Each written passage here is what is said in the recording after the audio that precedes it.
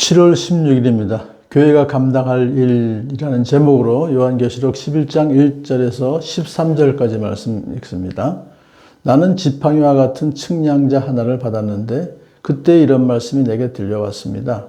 일어서서 하나님의 성전과 제단을 측량하고 성전에서 예배하는 사람들을 세어라. 그러나 그 성전의 바깥들은 측량하지 말고 내버려 두어라. 그것은 이방 사람들에게 내주었기 때문이다. 그들이 그 거룩한 도성을 42달 동안 짓밟을 것이다. 나는 내 두 증인에게 예언하는 능력을 줄 것이다. 그들은 1260일 동안 상복을 입고 예언할 것이다. 그들은 이 세상을 다스리는 주님 앞에 서 있는 올리브 나무 두 그루요 촛대 두 개입니다. 그들을 해하려고 하는 사람이 있으면 그들의 입에서 불이 나와서 그 원수들을 삼켜버릴 것입니다. 그들을 해하려고 하는 사람은 누구나 이와 같이 죽임을 당하고 말 것입니다. 그들은 자기들이 예언 활동을 하는 동안에 하늘을 닫아 비가 내리지 못하게 할 수 있는 권세를 가지고 있습니다.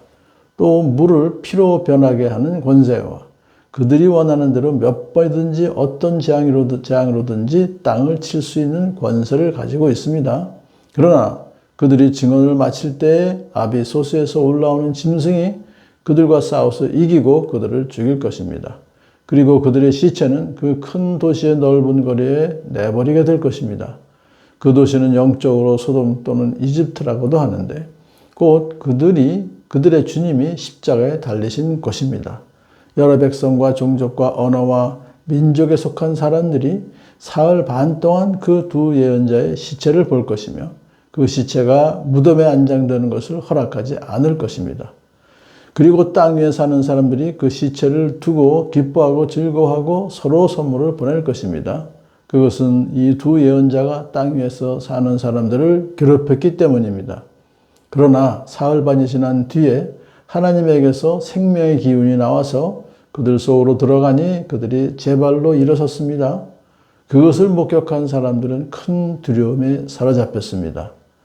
그 두 예언자가 하늘로부터 자기들에게로 이리로 올라오너라 하는 큰 소리가 울려오는 것을 듣고 구름을 타고 하늘로 올라가니 그들의 원수들이 그것을 지켜보았습니다. 바로 그때 큰 지진이 일어나서 그 도시의 10분의 1이 무너졌는데 그 지진으로 사람이 7,000명이나 죽었습니다. 그리고 살아남은 사람은 두려움에 쌓여서 하늘에 계신 하나님께 영광을 돌렸습니다. 아멘. 측량자인데요. 자인데 지팡이 같이 생겼다는 것은 서서도 측량을 할 수 있는, 우리 현대에도 그런 자가 있습니다만 참 이 오래전에 그런 자가 있었습니다. 그래서 하나님께서 사도 요한에게 그 자를 주어서 측량해라. 하나님의 성전과 제단을 측량하라. 그 당시에는 로마의 디도장군에 의해서 완전히 예루살렘 성전이 파괴가 됐잖아요.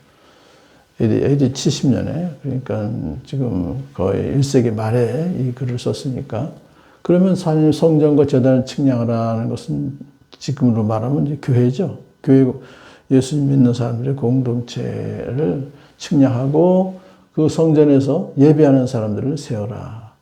그러면 교회에 지금 예배하는 사람이 몇 명이냐 하는 것을 세워라는 것은 이제 그들을 지켜주신다는 거죠.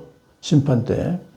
그것은 이제 그런 상징적인 뜻이 있습니다. 그런데 성전 바깥들은 측량하지 말아라. 내버려 둬라. 성전 바깥들은 이방인들이 이제 오는 것이죠. 결국, 여기서 그래도 성전 바깥들에서 오는 사람은 그래도 하나님 믿겠다고 오는 사람들인데 사실은 예수님 믿지 않는 사람들을 여기서 말하고 있습니다. 그래서 그것은 이방 사람들에게 내주었기 때문이다. 결국 이방 사람들이라는 것은 혈통적인 이방 사람들이 아니라 예수 믿지 않는 사람들에게 내주었다. 그들은 그 거룩한 도성을 42달 동안 짓밟을 것이다. 핍박할 것이다. 42달이라는 것은 3년 반이죠. 그래서 7년 대환란에 3년 반이니까 이제 전반기에 3년 반 동안 교회가 환란을 당할 것이다. 라고 하는 것입니다. 그런데 환란만 당하는 것이 아니라 동시에 또 두 증인에게 예언하는 능력을 주어요. 그러니까 예언이라고 하는 것은 꼭 미래에 있을 일을 미리 말하는 것만이 아니라 하나님의 뜻을, 하나님의 진리를 선포하는 모든 예자가 바로 예금 예자입니다. 그러니까 그런 그 선교 활동, 그 전도 활동, 교회 활동을 계속해서 할 수 있도록 능력을 줄 것이다. 그들은 1260일 동안, 이게 3년 반, 42달 동안에 상복을 입고 예언할 것이다. 그래서 상복을 입고 예언한다는 것은 결국 회개를 촉구하는 것이죠. 하나님 말씀을 근거해서.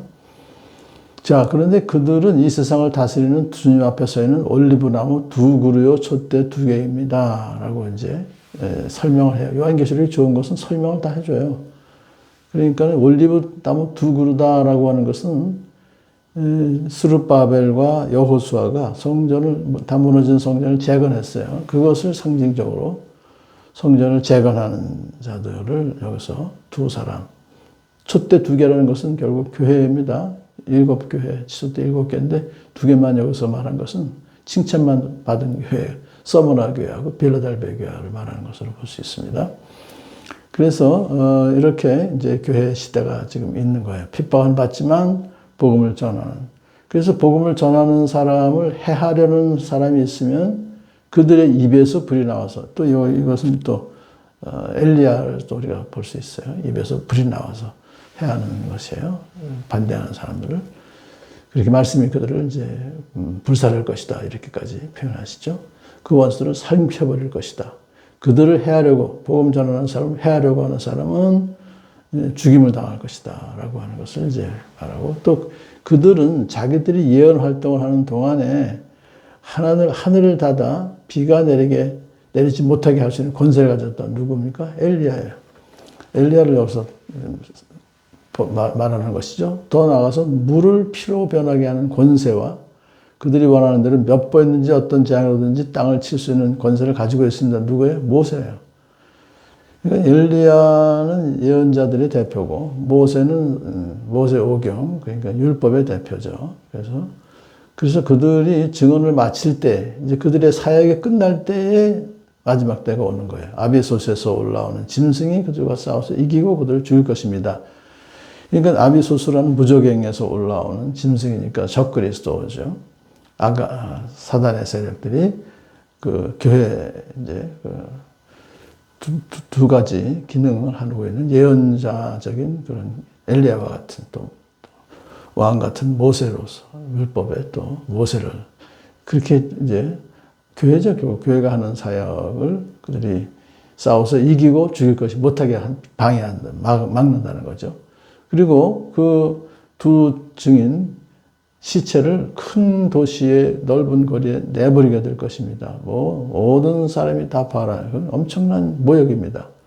시체를 그렇게 넓은 거리에 내버려 둔다는 것은 그 도시는 영적으로 소돔 또는 이집트라고도 하는데 곧 그들의 주님이 십자가에 달리신 곳입니다. 이거 십자가에 달리신 곳이 결국은 예루살렘 성곽 성 밖이죠. 그러니까 여기서는 그 당시에 지배를 누가 했습니까? 로마가 지배를 했기 때문에 영적으로 로마라고 하는 것은 결국 뭐예요?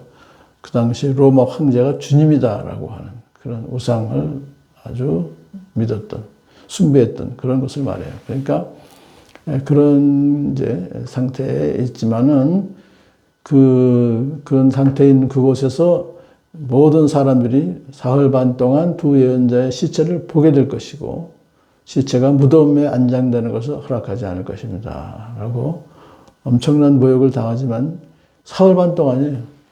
얼마 안 돼요. 앞에서는 3년 반 동안에 있었던 일이고 이제는 사흘 반 동안 사단이 완전히 자기들 세상이 된 거죠. 그래서 땅 위에 사는 사람들 그 시체를 보고 기뻐하고 즐거워하고 서로 선물을 보낼 것이고 지들이 이겼다고 생각하는 거예요. 교회를 자기들이 완전히 이겼다라고 생각하면서 이제 기뻐하는, 자축하는 거죠.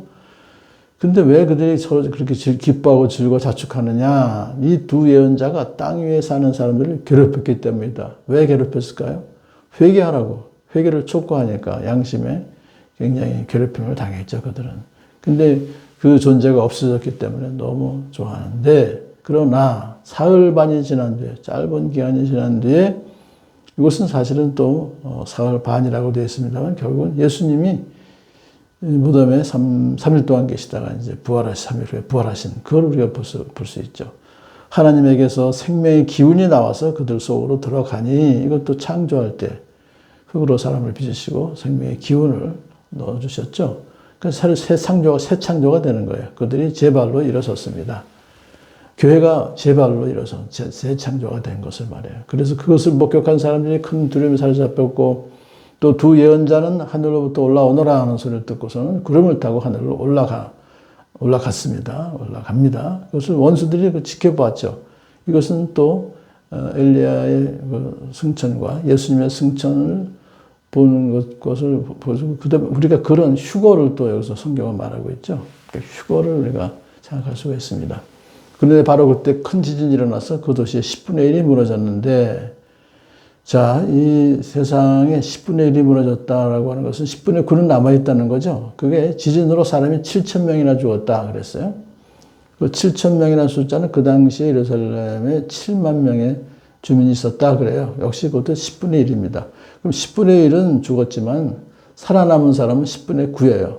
그런데 그 중에서 두려움에 쌓여서 하늘에 계신 하나님께 영광을 돌렸습니다. 라고 하는. 결국은 구원이 더 이루어지는 거예요.